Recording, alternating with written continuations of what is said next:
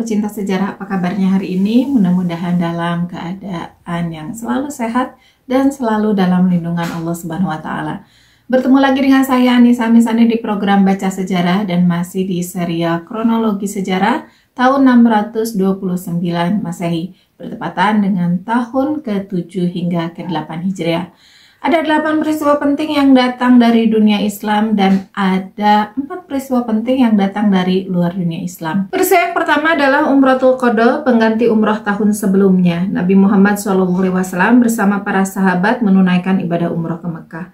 Peristiwa yang kedua adalah Ghazwa Khaybar. Yang ketiga, kembalinya seluruh muhajirin dari negeri Abyssinia pulang kepada Rasulullah SAW di Madinah. Peristiwa berikutnya adalah Ghazwah Mu'tah. Yang kelima adalah pernikahan Nabi SAW dengan Ramlah binti Abu Sufyan radhiyallahu anha atau Ummu Habibah.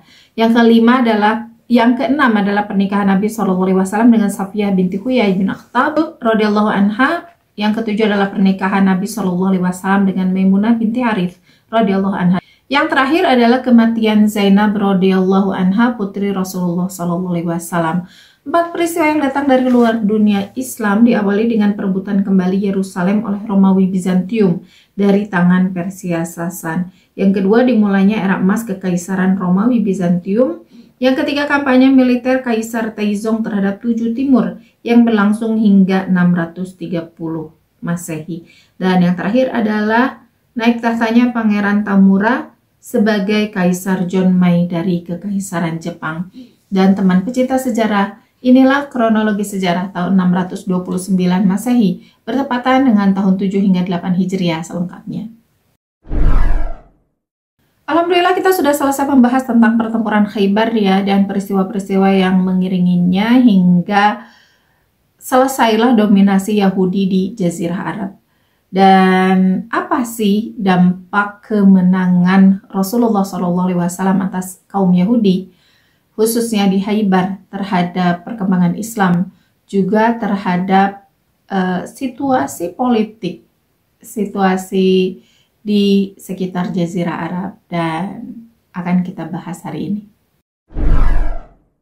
Berita tentang kemenangan Rasulullah SAW dan para sahabat radhiyallahu anhum di Khaybar juga berhasilnya menaklukkan beberapa daerah di sekitar Khaybar, yaitu Fadak, Wadil Qura, dan Taimah. Berita-berita ini tentu saja sampai di telinga orang-orang di Jazirah Arab ya.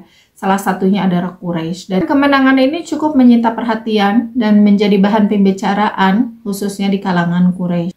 Meskipun orang-orang Quraisy itu terlibat perjanjian dengan kaum muslimin, dalam hal ini gencatan senjata, tetapi ketika mendengar kabar tentang pertempuran Khaybar yang berlangsung cukup lama, tetap saja mereka berharap bahwa orang-orang Yahudi itu bisa mengalahkan kaum muslimin. Jadi berharap kaum muslimin tetap kalah deh, meskipun bukan oleh tangan mereka gitu ya.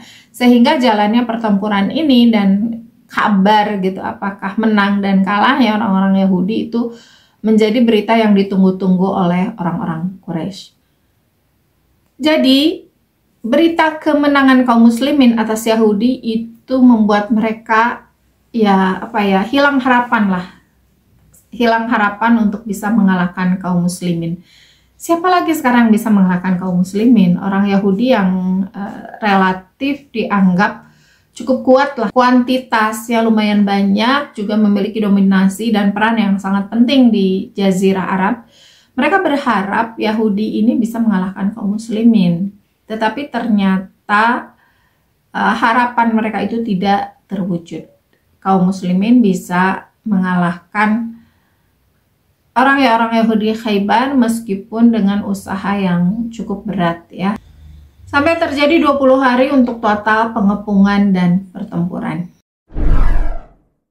Setelah Rasulullah SAW mendapatkan kemenangan di Khaybar, ada seorang sahabat Rasulullah yang datang menemui beliau. Nama sahabat ini adalah Hajjaj bin Ilaq As-Sulami Al-Bahzi. Ia datang menemui Rasulullah SAW setelah kemenangan Khaybar, datang kepada Rasulullah SAW setelah mereka berhasil memenangkan Khaybar.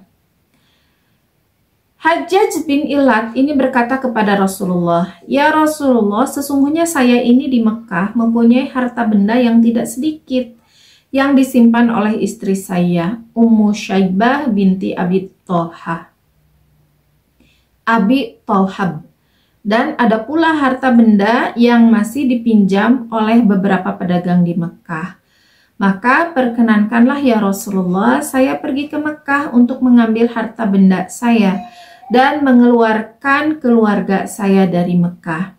Tetapi izinkanlah juga oleh engkau bahwa saya akan mengatakan begini dan begitu kepada para pembesar Quraisy di Mekah, sekedar untuk tipu muslihat saja, agar saya dapat mencapai tujuan saya, karena mereka itu hingga sekarang belum ada yang mengetahui bahwa saya telah masuk Islam." Di sini tidak diketahui benar ya, apakah Hajjaj bin Ilat ini sudah hijrah dan tinggal di Madinah beberapa saat mungkin, sehingga orang-orang Quraisy tidak mengetahui keislamannya, atau justru belum berhijrah sama sekali dan datang kepada Rasulullah sengaja memang untuk bicara tentang hal ini gitu ya. Ini tidak ada berita. Intinya permintaan Hajjaj ini adalah meminta izin kepada Rasulullah SAW untuk melakukan tipu daya lah kepada orang-orang Quraisy itu agar ia bisa mengeluarkan istri dan hartanya keluar dari Madinah. Rasulullah SAW mengizinkan Hajjaj bin Ilat melakukan apa yang tadi dia bicarakan. Ketika sampai di Mekah, Hajjaj bin Ilat ini menemui para pembesar Quraisy yang memang mereka belum mengetahui bahwa Hajjaj bin Ilat telah masuk Islam. Sehingga kedatangannya itu disambut dengan hangat oleh para pembesar Quraisy. Bahkan terhitung meriah ya. Saya tidak tahu maksudnya meriah itu dengan senang hati, mungkin ya maksudnya bukan dengan perayaan gitu, tetapi dengan senang hati, dengan hangat, dengan ya keakraban yang sangat gitu dari pembesar Quraisy terhadap Hajjaj bin Ilat. Setelah sambutan ramah tamah basa-basi, para pembesar Quraisy ini bertanya kepada Hajjaj bin Ilat, "Beritahukanlah kepada kami ya Aba Muhammad, karena sesungguhnya kami telah mendengar bahwa si pemutus itu katanya berangkat ke Khaybar. Padahal Khaybar itu daerah kaum Yahudi yang terbesar." Yang dimaksud si pemutus itu maksudnya Rasulullah SAW ya, karena mereka menganggap Rasulullah SAW itu sudah karena agamanya, karena syiar dakwahnya itu sudah memutus hubungan persaudaraan di antara orang-orang Quraisy, sehingga mereka menyebut Rasulullah SAW dengan sebutan si pemutus. Hajjaj menjawab mereka dengan kalimat, "Ya, memang sesungguhnya kabar itu telah sampai kepadaku, dan saya ada kabar yang sangat menggembirakan untuk kamu." Kalimat ini, kabar yang sangat menggembirakan, tentu membuat orang-orang Quraisy itu excited ya.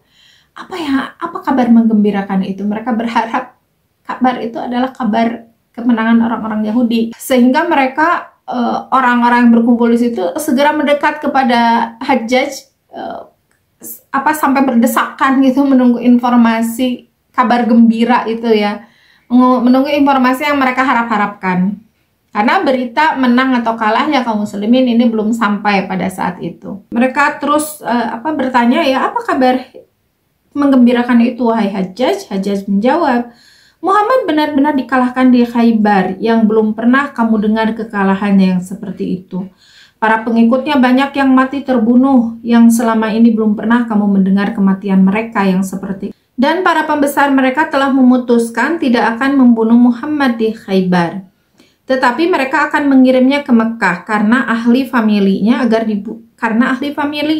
agar dibunuh oleh mereka di hadapan kaum kerabatnya. Sebagai balasan penduduk Mekah terhadap perbuatannya yang selama ini merusak kebangsaannya dan membinasakan para pembesarnya," kata Hajjaj kepada mereka sebagai tipu muslihat untuk menarik hati mereka. Nah, rupanya itulah tipu muslihat yang dikatakan oleh Hajjaj kepada orang-orang Quraisy. Dan berita ini karena sesuai dengan keinginan mereka, mereka tidak melakukan cek dan recheck lagi, dan mereka percaya juga dengan perkataan, dengan kredibilitas seorang Hajjaj bin Ilat. Sehingga karena dua faktor itu, mereka langsung mempercayai berita yang dibawa oleh Hajjaj bin Ilat dan menyambut berita tersebut dengan sangat-sangat sukacita. Mereka bahkan ada yang berlari-lari ke sekeliling Makkah ya, menyebarkan berita tersebut dengan seluruh kegembiraan mereka, mengatakan bahwa mereka berdiri dan berlari-lari sambil berteriak-teriak di muka orang ramai di sekeliling kota Makkah. Berita telah datang kepada kamu, Muhammad sekarang telah ditawan. Tidak lain kamu hanya menunggu-nunggu kedatangannya kepadamu. Nanti ia dibunuh di muka kamu agar diketahui oleh kamu semua. Dan berita-berita itu terus menjadi headline, menjadi headline di kota Makkah. Adapun Hajjaj di tengah kegembiraan itu, ia langsung mengemukakan keinginannya bahwa dengan kemenangan orang-orang Khaybar, ia juga menginginkan untuk berkontribusi mengambil keuntungan di sana. Ia ingin segera ingin menjadi bagian yang membeli barang-barang harta rampasan yang dijual di Khaybar, sehingga ia dan keluarganya akan bersiap-siap untuk pindah ke Khaybar. Jadi ia meminta orang-orang Quraisy untuk mengembalikan barang-barangnya. Barang-barang saya itu kan sudah dipinjam oleh kalian demikian lama. Maka tolonglah kembalikan, karena saya sekarang akan pindah dari Mekah ke Khaybar. Di sana kan sudah kondusif wilayahnya, katanya begitu. Saya akan pindah ke sana, jadi tolonglah diberikan gitu hak saya yang sudah lama terpendam itu ya. Dan ia juga ingin mereka mengumpulkannya bersegera, karena ia juga harus bersegera nih ke Khaybar, khawatir barang-barang yang dijual itu dari harta rampasan kaum muslimin itu akan keburu dibeli oleh orang lain. Dan permintaan ini karena hati orang-orang Quraisy sedang sangat gembira, mereka pun dengan segera menyambut keinginan Hajjaj itu dengan segera juga ya. Lalu bersiaplah Hajjaj mempersiapkan keluarganya, barang-barangnya untuk pindahan ke Khaybar katanya. Padahal kenyataannya kan dia bukan akan pindah ke Khaybar ya, tetapi akan hijrah ke Madinah. Berita kekalahan Rasulullah SAW yang dibawa oleh Hajjaj itu membuat sedih para sahabat yang masih tinggal di Makkah. Salah satunya adalah Abbas bin Abdul Muthalib. Tetapi Abbas bin Abdul Muthalib secara pribadi tidak terlalu mempercayai berita itu. Jadi belum sepenuhnya percaya sebagaimana orang-orang Quraisy yang lain. Maka ia menyuruh budaknya untuk memanggil Hajjaj bin Ilat untuk mempertanyakan kebenaran berita yang ia sampaikan. Ketika permintaan Abbas bin Abdul Muthalib itu sampai ke Hajjaj bin Ilat, Hajjaj bin Ilat menyampaikan pesan balik kepada budak tersebut yang datang ya, menyampaikan pesan Abbas itu untuk meminta agar mereka bertemu di rumahnya saja gitu, di tempat yang ya cukup rahasia dan hanya mereka berdua yang bertemu. Ia takut pertemuannya dengan Abbas itu akan bocor, sehingga ia lebih mempercayai suatu lokasi yang ia yakini bahwa pertemuan itu tidak akan sampai bocor ke orang-orang Quraisy. Maka disetujuilah tempat dan waktu bertemu, dan bertemulah mereka, Abbas bin Abdul Muthalib dengan Hajjaj bin Ilat radhiyallahu anhuma. Abbas berkata kepada Hajjaj, saya tidak yakin dengan berita yang kamu sampaikan itu. Saya ingin tahu kebenarannya, apa sebetulnya yang terjadi. Lalu Hajjaj bin Ilat itu tidak mengelak. Itu memang bukan berita yang benar, wahai paman Rasulullah. Saya mau memberitahukan kepada engkau berita yang sebenarnya, tetapi saya meminta waktu 3 hari.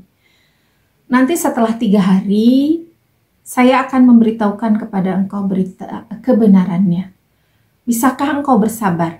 Gitu. Lalu Abbas bin Abdul Muthalib ini karena sudah tahu ya bahwa Hajjaj bin Ilat ini sudah masuk Islam sebagaimana dirinya, hanya saja juga sama-sama merahasiakan keislaman mereka, Ia pun bersedia untuk menahan diri selama 3 hari.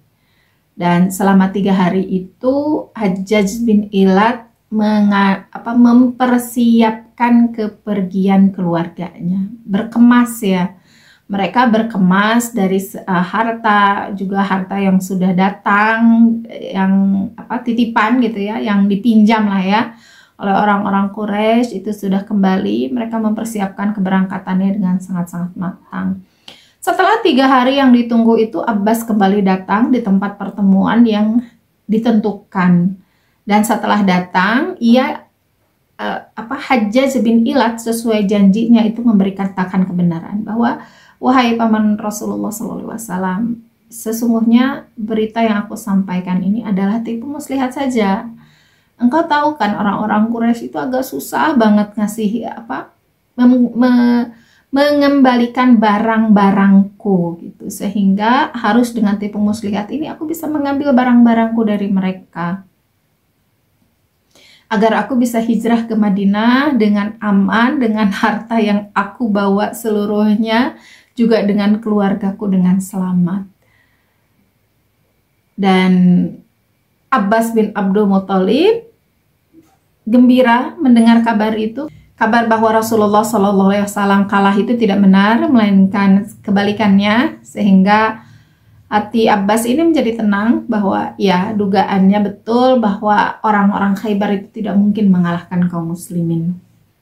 Tetapi di ujungnya Hajjaj bin Ilat juga meminta waktu, wahai Abbas, ini persiapanku belum selesai, persiapanku belum rampung, maka bisakah engkau mengabarkan berita ini kembali nanti setelah 3 hari. Jadi sekarang kamu keep aja dulu berita ini buatmu aja nih. Nanti udah 3 hari baru kamu sebarkan berita kebenarannya sampai saya aman sampai di Madinah. Gitu. Dan Abbas bin Abdul Muthalib tidak masalah dengan hal ini. Selama 3 hari itu memang aman, tidak ada yang terjadi. Orang-orang Quraisy masih merasa bergembira dan masih menunggu-nunggu kedatangan tawanan yang mereka inginkan, yaitu Rasulullah SAW yang tidak akan kunjung datang gitu ya. Dan Hajjaj bin Ilat pergi, akhirnya keluar dari Makkah dengan selamat menuju Madinah. Dan sampai di hari yang ketiga, berarti hari ke-6 ya, hari yang ke-6 setelah kedatangan Hajjaj bin Ilat ke Makkah, maka Abbas bin Abdul Muthalib itu keluar dari rumahnya dengan baju kebesaran yang sangat istimewa, kemudian wajah yang berseri-seri dan wewangian yang mahal. Ia kemudian setelah keluar dari rumahnya, ia menuju ke Baitullah lalu bertawaf di sana. Orang-orang Quraisy melihat Abbas bin Abdul Muthalib ini keheranan dan mereka berkata kepada Abbas, wahai Abul Fadl, apakah perbuatan engkau ini sekedar untuk melepaskan duka cita dan kesusahan engkau karena anak kemenakan engkau telah hancur binasa di Khaybar? Ia sekarang ada dalam tawanan Yahudi di sana. Abbas mendengar pertanyaan yang demikian itu menyahut dengan tegas, tidak begitu. Demi Allah yang telah kamu bersumpah dengannya, yang sesungguhnya Muhammad telah menaklukkan Khaybar. Ia telah memperoleh kemenangan besar di Khaybar dan sekarang sedang menjadi mempelai karena mengawini seorang putri dari ketua kaum Yahudi dan telah dapat menguasai harta benda mereka seluruhnya. Semua harta kaum Yahudi di Khaybar sekarang ini sudah ada di tangan Muhammad dan para sahabatnya. Orang-orang, terutama pembesar Quraisy yang mendengar suara Abbas yang menggelegar itu, terkejut. Mereka itu seperti jatuh dari ketinggian ya, karena sudah diangkat di PHP dengan kabar gembira. Lalu setelah mereka ada di atas gitu, di puncak, mereka jatuh dengan tiba-tiba dan sakitnya lebih-lebih daripada kalau tahu sejak awal Rasulullah SAW menang gitu ya. Lalu aura mereka tiba-tiba berubah dari ceria, terang gitu ya, bahagia, tertawa. Sekarang tiba-tiba menjadi kecut wajah mereka. Mereka bertanya, siapakah yang membawa berita itu kepada engkau? Abbas berkata, kabar ini dari orang yang telah menyampaikan berita-berita yang telah disampaikan kepadamu beberapa hari yang lalu. Sesungguhnya ia masuk kepadamu dengan membawa berita-berita itu, padahal ia seorang muslim. Ia hendak mengambil harta bendanya dan membawa harta benda itu bersama keluarganya keluar dari Mekah, dan menyusul dan menggabungkan dirinya kepada Muhammad dan para sahabatnya. Kini ia sudah ada beserta Muhammad. Ini jawab Abbas dengan nyantai. Nyantai aja Abbas berkata seperti itu. Karena ya mau disembunyikan berapa lama pun tentang Hajjaj bin Ilat itu pasti akan ketahuan juga ya. Karena meskipun pada waktu itu tidak ada media sosial dan bisa menahan berita beberapa hari, tetapi berita yang sebenarnya itu pasti akan tercium juga di hitungan yang tidak lama lagi gitu. Sehingga ya beritahukan saja karena sudah diizinkan juga oleh Hajjaj bin Ilat, maka diberitakanlah keadaan yang sebenarnya kepada orang-orang Quraisy. Ini sekalian juga pukulan juga untuk orang-orang Quraisy bahwa kalian itu ya udah ditipu tuh sama Hajjaj gitu lah kalau bahasa kitanya. Udah ditipu kalian itu. Karena Hajjaj itu tidak lain menginginkan harta yang sudah kalian pendam sedemikian lama, ingin mengambil kembali harta yang kalian simpan, harta miliknya ya yang kalian simpan. Mereka lalu berkata, orang-orang Quraisy itu, jika kami mengerti bahwa ia berbuat demikian dengan kami, tentu kami dengan dia ada suatu urusan yang besar. Dan ya menyesallah mereka dengan kebodohan mereka yang tidak mencari dulu berita gitu, mengirim dulu mata-mata kayak atau apa gitu ya, karena saking senangnya mereka dengan berita yang sesuai dengan harapan mereka gitu. Nyata-nyatanya mereka malah dibohongi gitu. Dan kalau saja mereka tahu, mungkin mereka tidak akan menyerahkan harta Ilat ya, harta Hajjaj bin Ilat, bahkan akan melarang dia untuk berhijrah gitu. Teman pecinta sejarah, izin Rasulullah SAW yang diberikan kepada Hajjaj bin Ilat ini memberi kita sebuah hikmah ya, bahwa dalam sebuah pertempuran itu tipu muslihat dibolehkan. Bukan hanya tipu muslihat, ada beberapa hal yang tidak boleh dilakukan di luar pertempuran, boleh dilakukan, menjadi boleh dilakukan di dalam pertempuran. Jangankan tipu muslihat, jangankan suatu ya kebohongan lah ya, tapi kebohongannya itu taktik gitu. Membunuh saja itu diperbolehkan. Dan ada aturan-aturan yang bahkan di peperangan secara umum itu tidak boleh, tetapi di satu peperangan khusus itu boleh. Contohnya adalah menebang pohon. Di pertempuran lain, aturan dalam sebuah pertempuran dalam Islam itu secara umum itu tidak diperbolehkan untuk menebang pohon ya, sebagaimana tidak diperbolehkan untuk membunuh perempuan, anak-anak, lansia dan juga ulama, atau bukan ulama lah ya, pemuka agama, dan tidak boleh merusak tempat ibadah dan sebagainya. Ada aturan-aturan yang khusus, bahkan binatang pun yang tidak dibawa ke dalam pertempuran itu tidak boleh menjadi korban gitu. Dan aturan ini sangat tegas dalam Islam. Hanya saja di satu pertempuran tertentu seperti pertempuran Khaybar, kemudian pertempuran atau pengepungan Bani Quraidah,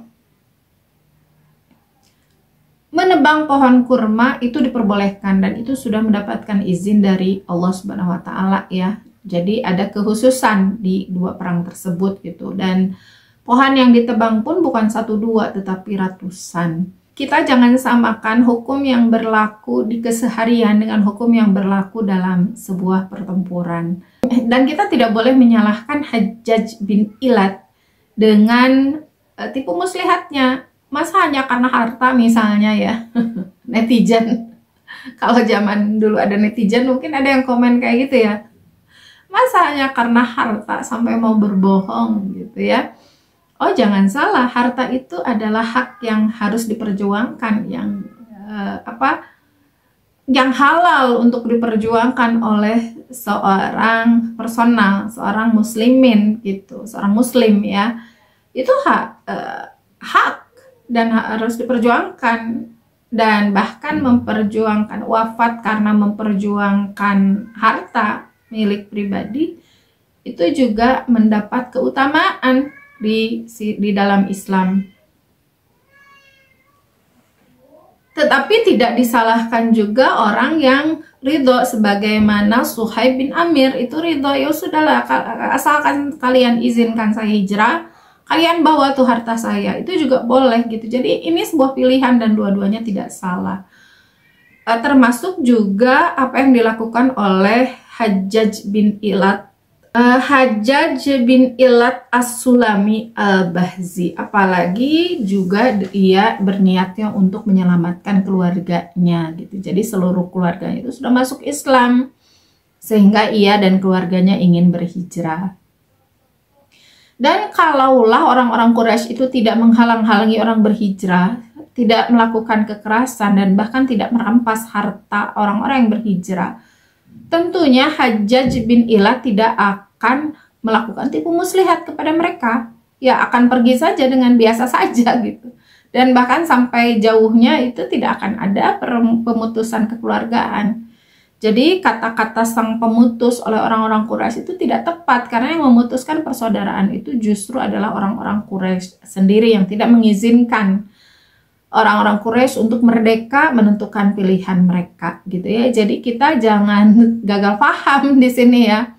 Oh itu tuh sahabat Rasulullah juga berbohong tuh, ya beda kasusnya gitu ya. Jangan disamakan dengan di luar pertempuran. Ini khusus di dalam pertempuran karena masih dalam situasi bertempur ya.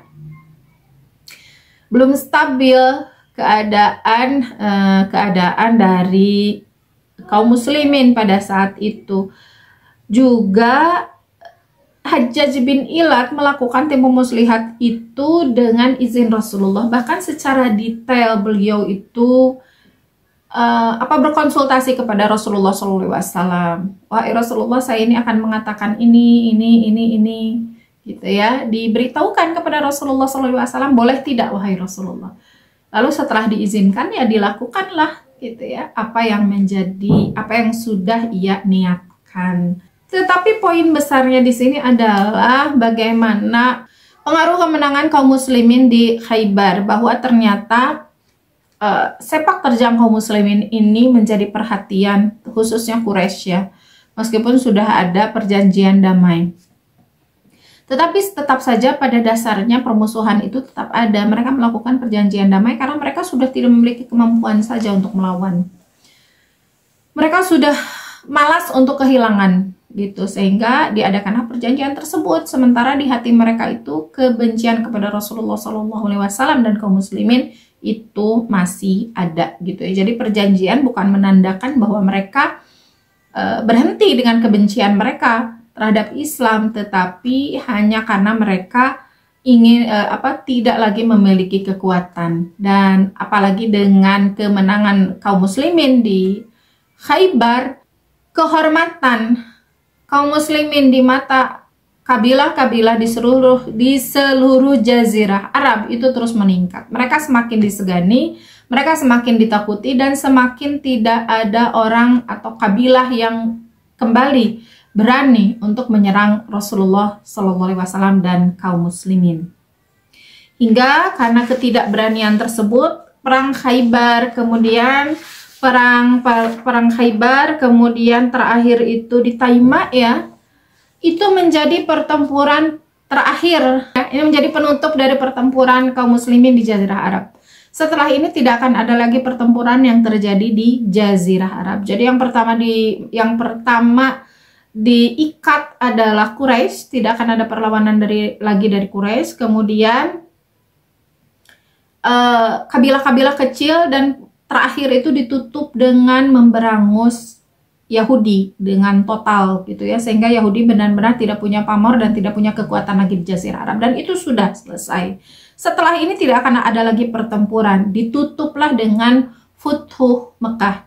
Hanya saja ada memang pertempuran, yaitu pertempuran Mu'tah yang terjadi di tahun yang sama, tetapi itu tidak melawan kekuatan di Jazirah Arab, melainkan melawan peradaban yang pada waktu itu sedang naik, yaitu Bizantium. Dan teman pecinta sejarah, luar biasa ya langkah-langkah Rasulullah SAW itu, tahapan-tahapannya benar-benar dilakukan dengan pengorbanan yang luar biasa, dengan perih lah ya, dengan perjuangan yang penuh air mata, keringat dan darah gitu untuk menyebarkan Islam sampai apalagi kalau sampai ke kita gitu ya.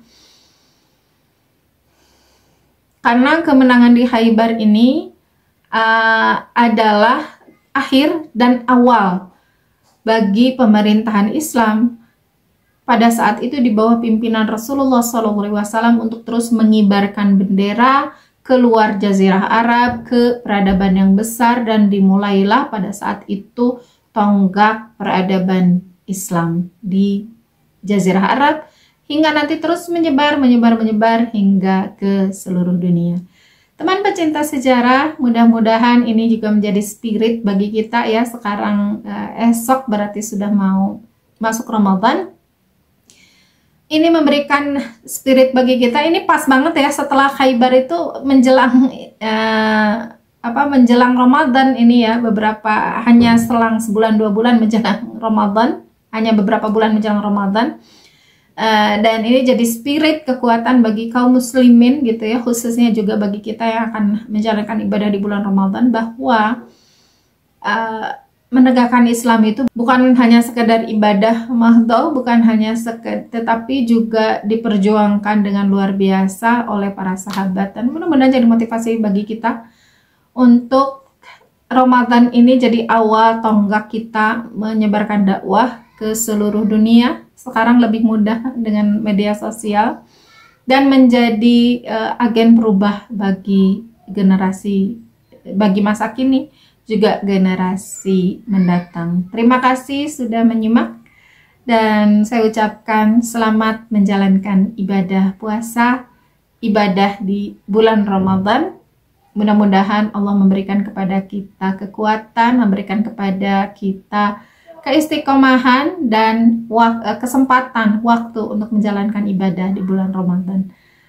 Jangan lupa untuk terima kasih sudah menyimak. Mohon maaf atas segala kesalahan. Jangan lupa untuk subscribe, like, comment, dan share. Wassalamualaikum warahmatullahi wabarakatuh.